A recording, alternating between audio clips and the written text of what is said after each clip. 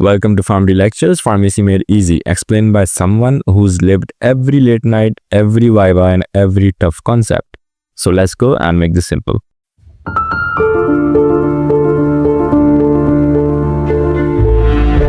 Hello everyone, so we are back with the second part of the UTI, that is urinary tract infection. So today we will discuss about the risk factors, diagnosis, treatment and management, and the prevention. Okay, so let's start. सबसे पहले हम बात करते हैं risk factors of UTI. हमारे पास कौन कौन से रिस्क फैक्टर्स हो सकते हैं. कुछ हमारे पास मेडिकल और ड्रग रिलेटेड होते हैं. ठीक है, इसमें सबसे पहले आता है हमारे पास catheter use. Urinary catheter tube inserted to drain urine allows bacteria to directly travel up into the bladder, a major cause of hospital acquired urinary tract infections. सो जब ब्लैडर में एक ट्यूब इंसर्ट की जाती है तो यूरिन ड्रेन करने के लिए, राइट, इससे बैक्टीरिया सीधा ब्लैडर तक पहुंच सकता है. ये हॉस्पिटल एक्वायर्ड इन्फेक्शंस का एक कॉमन कॉज है. ठीक है, फिर हम बात करते हैं recent antibiotic use. Antibiotics kill good bacteria too. This disturbs the natural vaginal bacteria, letting harmful bacteria like E coli grow and cause infection. अगर रिसेंटली एंटीबायोटिक्स लिए गए हैं तो विजाइनल एरिया की नेचुरल गुड बैक्टीरिया भी खत्म हो जाते हैं और हार्मफुल बैक्टीरिया जैसे ई कोलाई ग्रो करते हैं.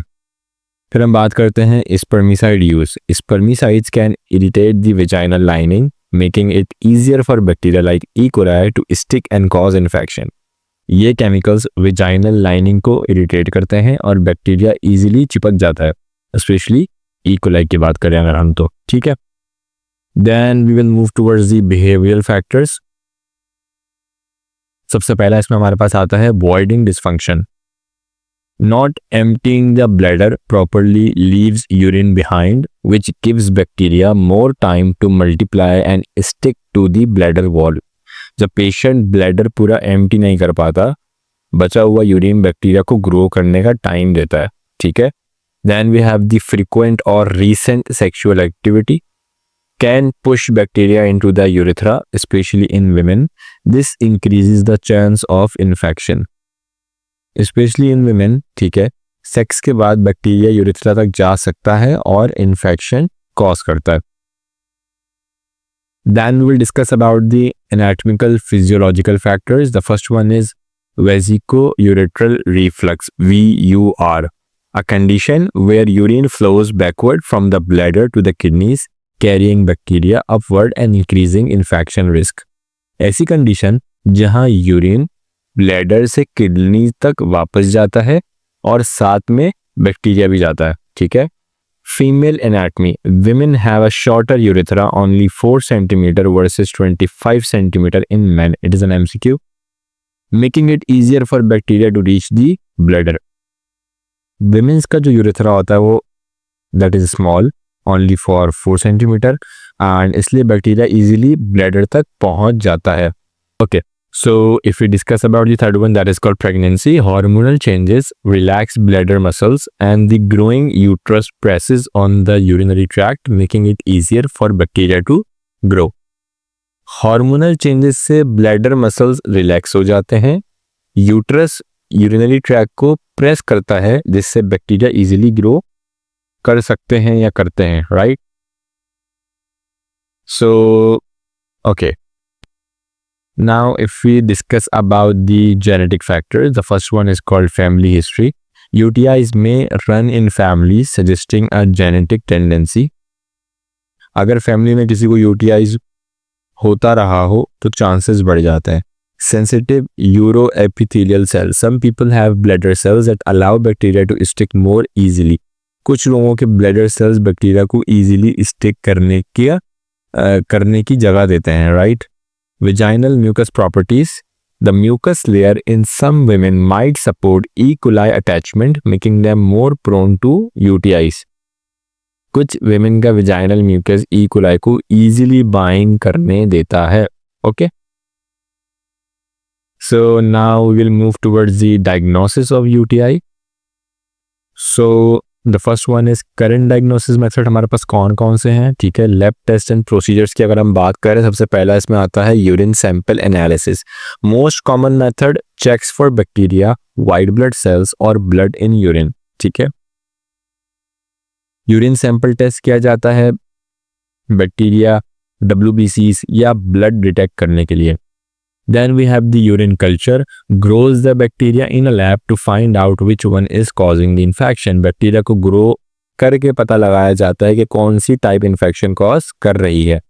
Then we have the imaging test, uses ultrasound or X-ray to take pictures of urinary tract if needed। Ultrasound या X-ray to check any obstruction। Then we have cystoscopy, a small scope is inserted to look inside the bladder, usually for recurrent और complicated UTI. एक scope bladder के अंदर डाला जाता है to directly look inside, usually for complicated UTIs. Then we have the certain biomarkers. What are the biomarkers? Substance that indicate infection, right. So ये कुछ body के केमिकल्स, प्रोटीन्स हैं जो यूटीआई के वक्त इंक्रीज हो जाते हैं, ठीक है। सबसे पहला हमारे पास आता है इसमें ल्यूकोसाइट ईस्ट्रेस। ये किसकी प्रेजेंस को शो करता है? WBCs की। Then we have the C reactive protein, they indicates inflammation. Then we have procalcitonin, ठीक है, ये बढ़ जाते हैं during bacterial infections. Then we have interleukins and lactoferrin, ये इम्यून सिस्टम के इंडिकेटर्स हैं। Then we have secretory IgA, myeloperoxidase, xanthine oxidase, alpha one macroglobulin, ये भी हमारे पास कुछ डिफरेंट मार्कर्स हैं इन्फेक्शन के, ठीक है। फिर हम बात करते हैं नैनो टेक्नोलॉजी बेस्ड डायग्नोसिस की एंड मॉडर्न मेथड जहां नैनो पार्टिकल्स यूज होते हैं, ठीक है। सबसे पहले हम बात करते हैं जिंक ऑक्साइड की। Can detect bacteria by reacting with their surface, bacteria detect करने के लिए यूज होता है। Then we have gold, use to create colour based test kits like pregnancy test but for UTIs, colour based test kits बनाने के लिए इस्तेमाल होता है। Then we have silver, have anti bacterial properties and help identify infection, anti bacterial भी होते हैं।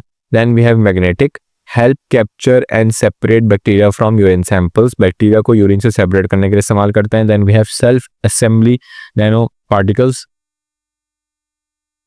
these smart particles form test structures that react in the presence of infection।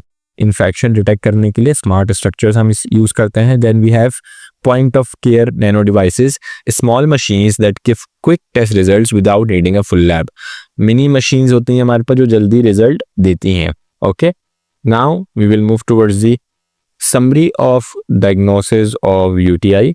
Current diagnosis में हमारे पास क्या आता है? लैब बेस्ड होते हैं, urine test, culture, imaging, cystoscopy. और न्यू डायग्नोसिस हमारे पास क्या है? फास्ट हो, हाई टेक हो, that is based on the nano technology tools using smart particles, okay. So now we will move towards the treatment and management of urinary tract infection, that is UTI. Okay, सबसे पहले हम बात करते हैं lower UTI, okay, that is we call mild bladder urethra infection. General care क्या होता है इसमें? Drink lots of fluids, at least 2 liters of water daily to flush out bacteria, okay, यानी कि hydration, रोजाना 2 लीटर पानी पीना। Then we have potassium citrate syrup, Citrel का, take 10 ml in half glass water 3 times daily. It alkalinizes the urine, reduces acidity and helps relieve pain during urination, dysuria, okay. So 10 ml आधा glass पानी में दिन में 3 मरतबा, acidity कम करता है और बर्निंग रिलीफ करता है, ठीक है।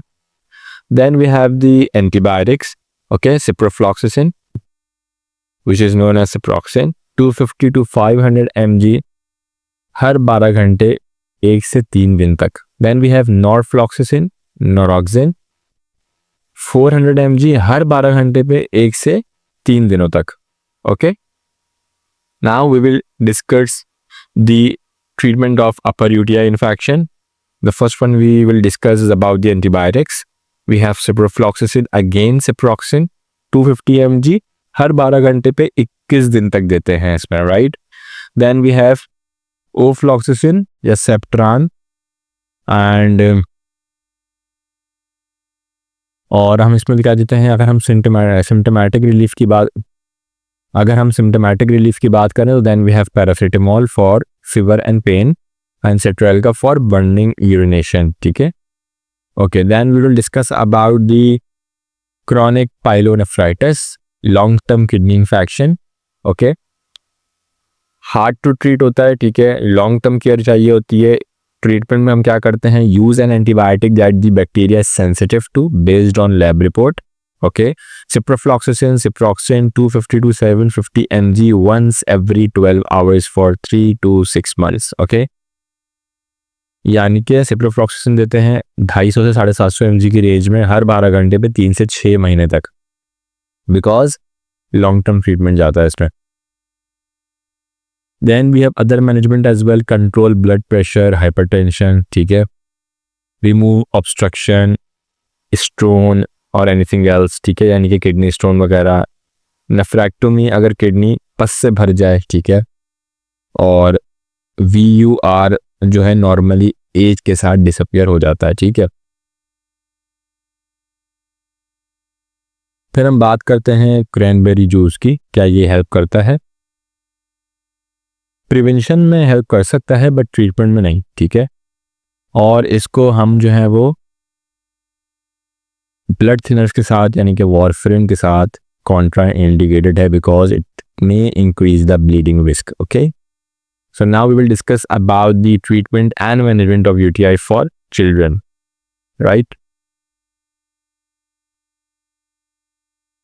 ओके, सो इसमें हमारे पास क्या है, सबसे पहली एंटीबायोटिक है ट्राइमेथोप्रिम, ठीक है, डोज इसकी जाती है 4 mg पर kg BD, मैक्सिमम डोज जा सकती है 150 mg BD। Then we have trimethoprim plus sulfamethoxazole 4 + 20 mg पर kg BD जाती है, again 160 plus 800 mg BD maximum dose है। Then we have cephalexin 12.5 mg पर kg QID जाती है, यानी कि 500 mg maximum doses की QID। Then we have amoxicillin plus clavulanic acid, that is very popular Augmentin 22.5 + 3.2 mg पर kg BD जाती है और इसकी मैक्सिमम डोज है 875 + 125 mg BD, ओके, यानी कि 1000 mg। Then we have nitrofurantoin और थेराप्यूटिक यूज में बच्चों के लिए ये रिकमेंडेड नहीं है। Okay, now we will move towards the prevention for women, especially those with recurrent UTIs, ठीक है। सबसे पहले हमारे पास आता है postcoital prophylaxis। If UTIs happen after sex, taking a single antibiotic dose after intercourse can help prevent infection। अगर UTI sex के बाद होता है तो एक single dose antibiotic after intercourse can prevent it. Then we have continuous prophylaxis for women having 3 or more UTIs per year. Long-term low-dose antibiotics can help. Okay.